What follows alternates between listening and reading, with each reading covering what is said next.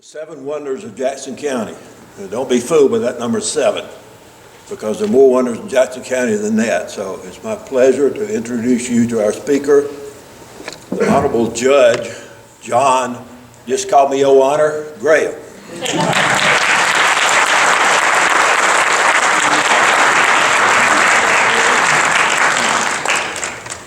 didn't mention a Sasquatch. All right.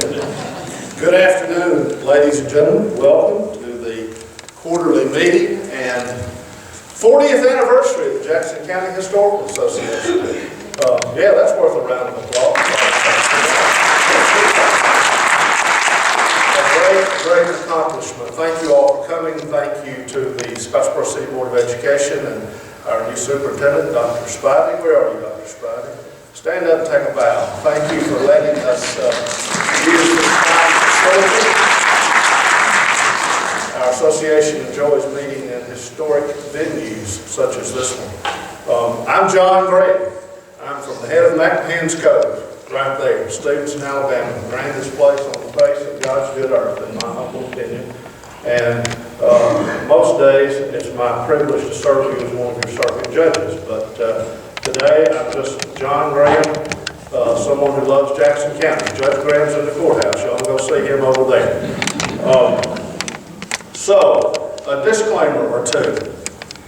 These are my opinions for what they're worth. These mostly are my pictures.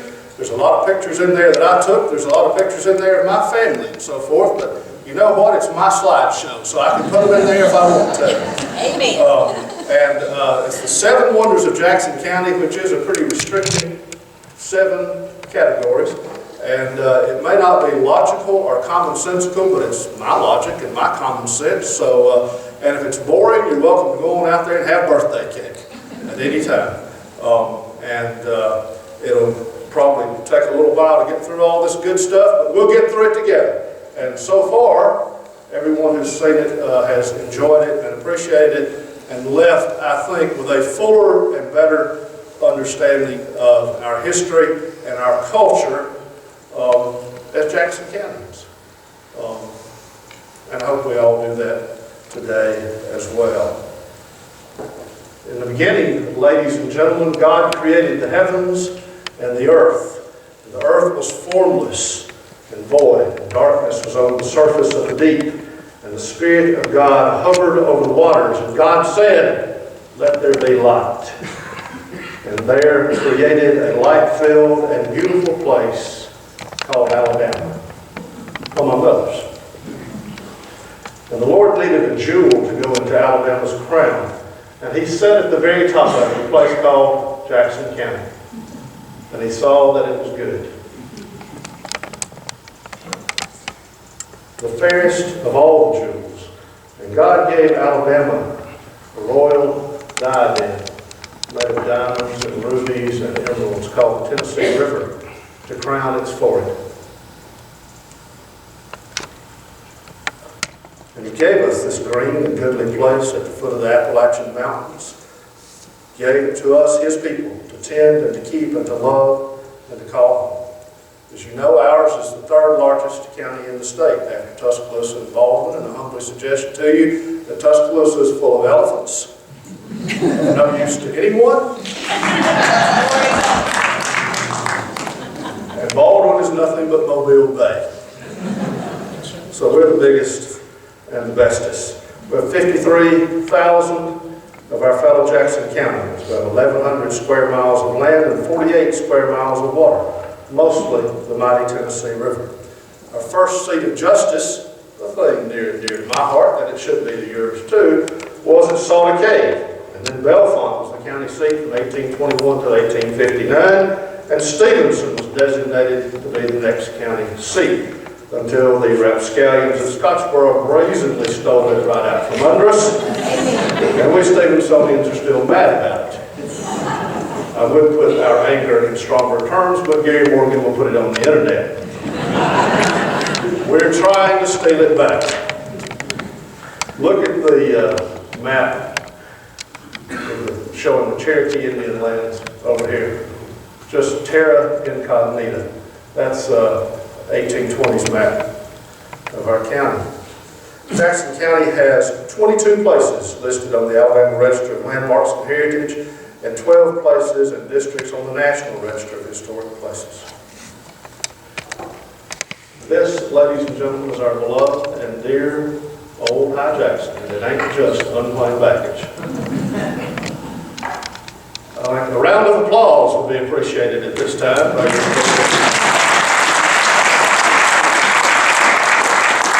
The name for Andrew Jackson, military hero, later 7th President of the United States, who was visiting Huntsville at the time of creation, and you can't see it, but in my notes, creation is in capital letters, of the county on December 13, 1819. He was over there racing horses, and no doubt gambling for money. And ergo, he was named, the county was named after him, a gambler and a horse racer, among other things. And to honor him, we erected this incredibly beautiful, magnificent statue of our 7th president on the lawn of our Jackson County Courthouse. Perhaps, ladies and gentlemen, only a face that a mother or a historical association could love. But you know, that doesn't look a whole lot better, to tell you the truth. They're on the dollar. Wonder number 1, the mighty Tennessee. Its tributaries, the TVA, and the New Deal. There's the Tennessee Valley, stretching from the confluence of the Holston River up here in the French Broad River, 652 miles until it flows into the Ohio River there near Paducah, Kentucky. That's the place we call home. That's the B.B. Comer Bridge, opened in 1930 as a toll bridge. 15 of those bridges were built in our state. Ours opened August 2nd, 1930. Just 6 years later, the tolls were lifted and the bridge could be crossed without cost for the first time. It's the last of 15 of the memorial toll bridges. The other 14 have been demolished already. It's slated to be removed in the next few years, but the Comer Bridge Foundation, among others, are fighting diligently to prevent that. There's a very old, handsome view of the river. There's a famous Jackson County. That picture is from the Miami Herald from about 1959. Bald eagles on the Tennessee River. In 1984, we had no bald eagles in Jackson County, and the Fish and Wildlife Service introduced a pair of juvenile American bald eagles into the county. It didn't go well at first. They dated, but they didn't particularly like each other. You know, they'd go out and hunt fish, and then he wouldn't call for days. And she'd get mad, and then he'd call and go out that night and hunt fish again, and she'd say, oh, okay. At any rate, they finally managed to get together and do the thing that eagles do best, and now we have a number of nesting pairs of bald eagles throughout our county. The nest is the size of a Volkswagen, generally speaking. Bald eagle flourishes here now and elsewhere. It's been removed from the federal endangered species list. That picture was made last summer by Gail Moore, Jones Cove. Coon Gulf from Sand Mountain, looking back towards Stevenson with a commanding view of the Rock 10 paper mill right there. Twin Lakes, today's the last day of duck season, so those will grow quiet after today.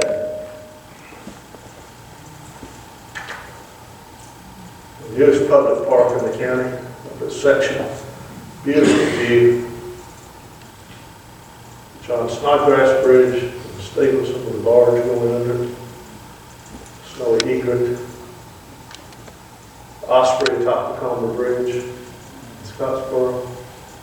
Old mill in the county, I think it says 1931, is that right?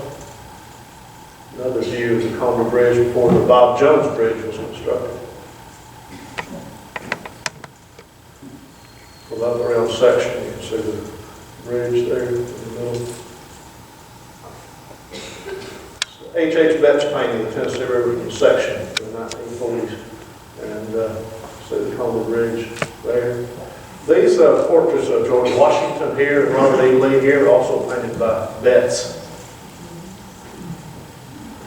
in this room. More scenes of the river.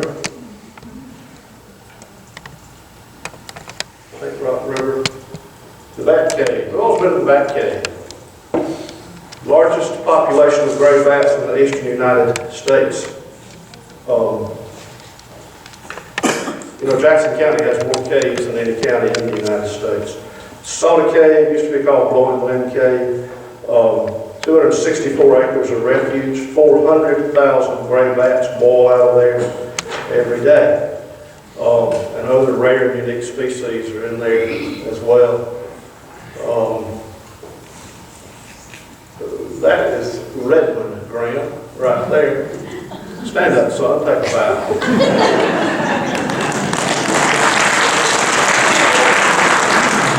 Yes, he let his daddy put him in a garbage bag and go let bats poop on him one time. Another view of the bat cave, and perhaps a higher and better use of the bat cave, a honky tonk, which was there in the 20s. And it says Soda Cave right there or something to that effect. I think the bats would appreciate a honky tonk back in the cave personally. A mill, one of our rivers, that's Buck's Pocket, the low water bridge, or ford at Buck's Pocket. State park that lies in 3 counties, Jackson, DeKalb, and Marshall, 2,000 acres of deep canyon. Among other things, and perhaps its most famous use, is that defeated politicians go to Buck's Pocket to perform various things, lamentations, and to do what? Eat poke salad. Who said it? Thank you. You win the prize. I've been up there and ate poke salad myself. It's pretty darn bitter if you want to know the truth. We hope to stay out of there again. That's a view of the bridge you don't see very often. Before the river was backed up and flooded, looking towards Sand Mountain.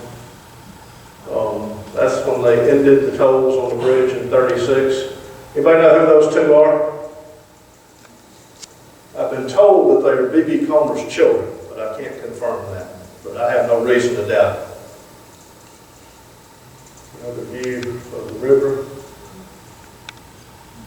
The photographer is in the room, I believe. Where are you, Caroline? Take a bow.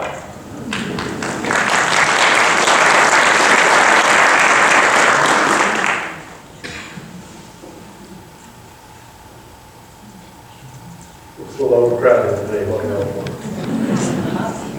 Yeah, Caitlin's Ferry stables are very, very valuable commodity mules on there.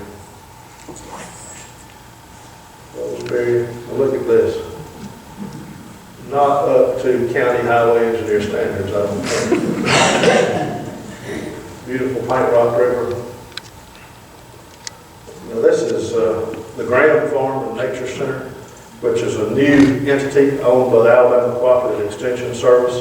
Believe it or not, those Grahams are no kin to me. I wish they were. We'd be out there right now. 491 acres which has been given to Auburn and other universities in our state, being used for education of kids and others. That's a field day they had last fall.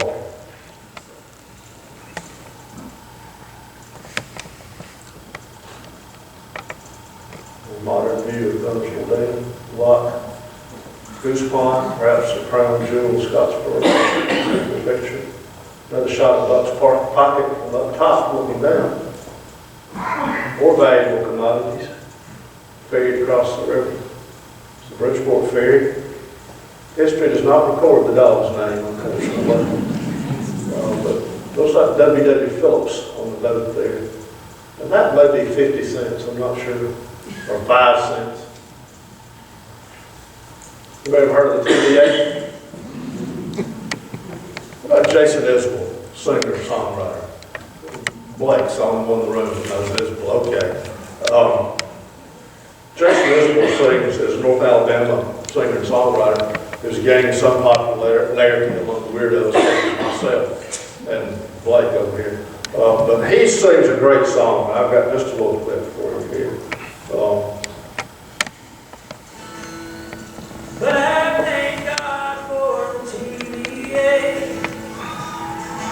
Thank God for the TVA. Where me and my daddy used to bow to the river and pray.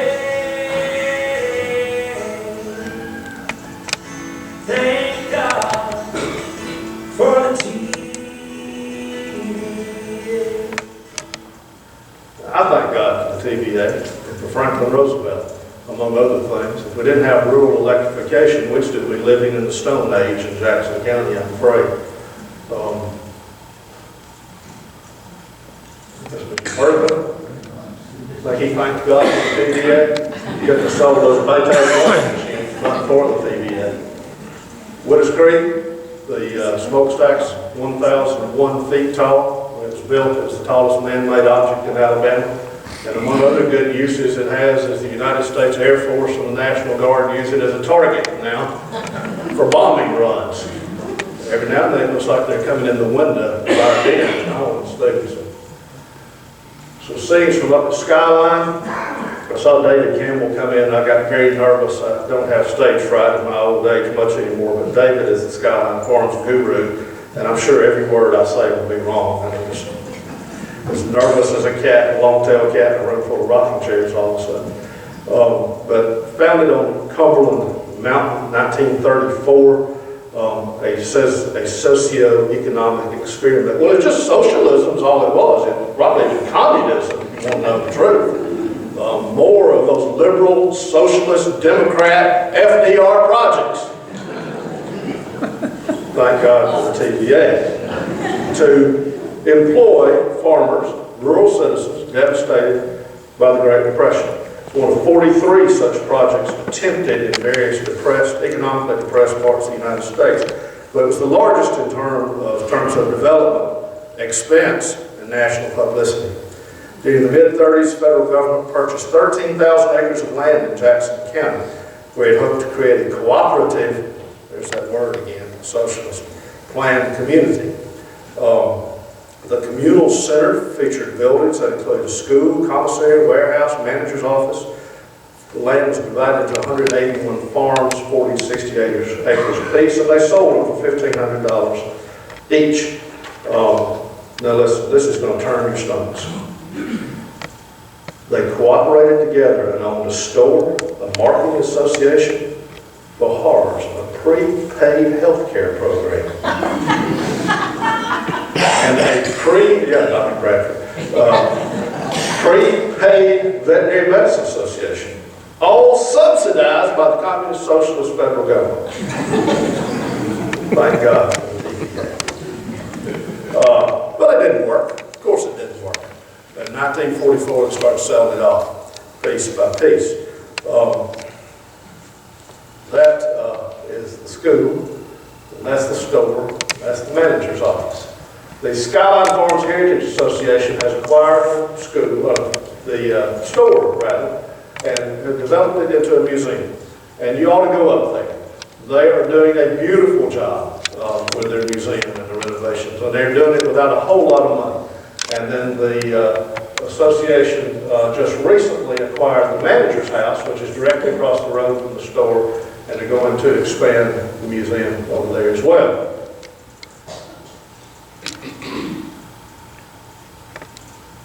There's another picture of the rock store, and there's inside the museum. Now, that's Dr. David Campbell, and these are some people from Montgomery. And this dude, I can't tell if he's fatter then or if he's fatter now. It's a puzzlement to me. He has big brown cheeks. We call that a Phillips head after my mother's family, where I come from.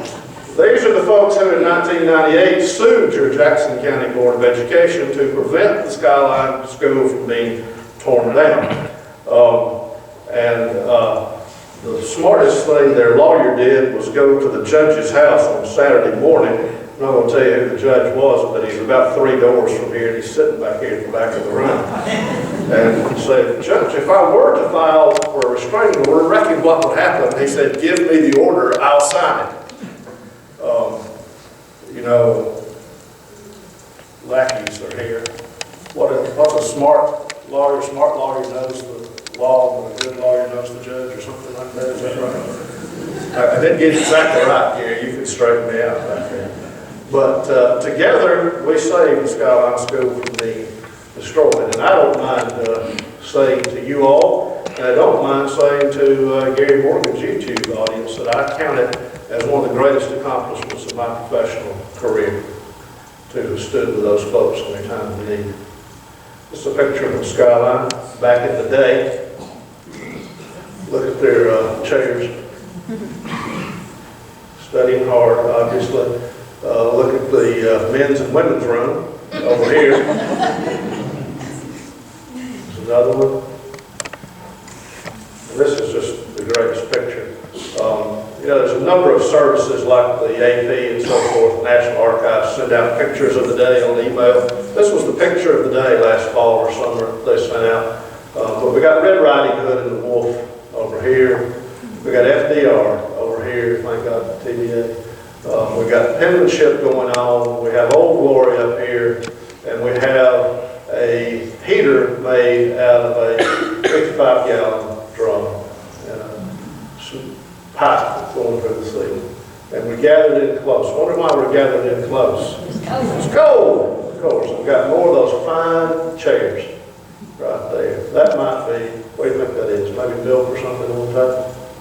That's a wonderful picture. It says so much to me. Another scene from Skyline School. Got a little music here. The Holt sisters, I believe. But the song they wrote called One of Us. 1939, Skyline.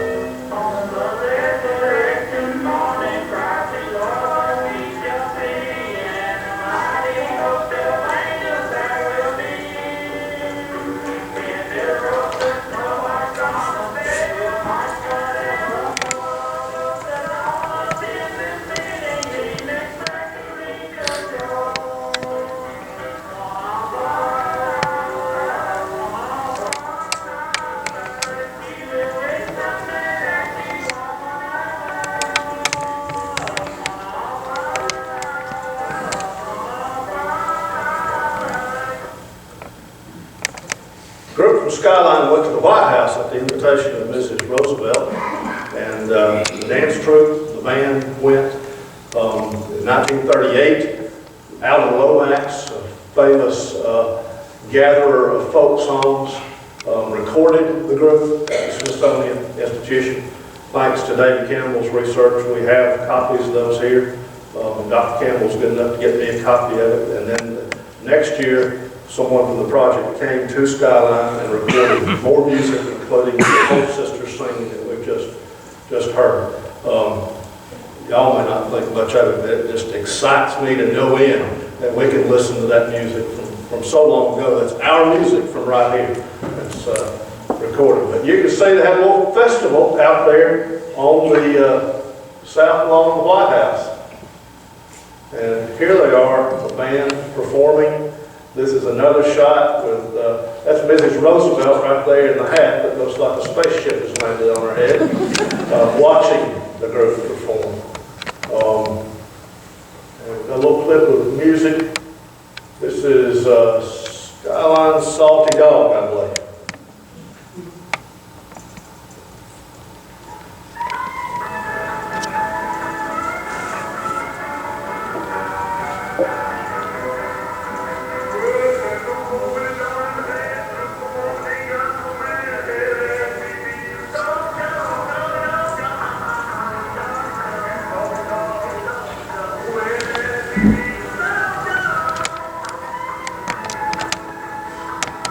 This is said to be the first time that folk music was ever performed at the White House.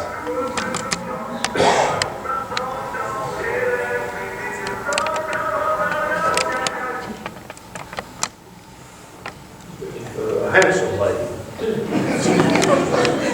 And this is the letter that she wrote back thanking them for coming to Washington.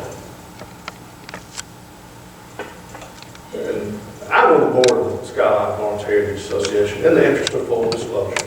But you go out there to the meetings and the festivals they have and the dinners and so forth, and the grandchildren and the children and nieces and nephews of the people who made that trip to Washington talk about that for this good day. That is something that they are proud of in their community and in their families. And we should be proud of it in this county as well.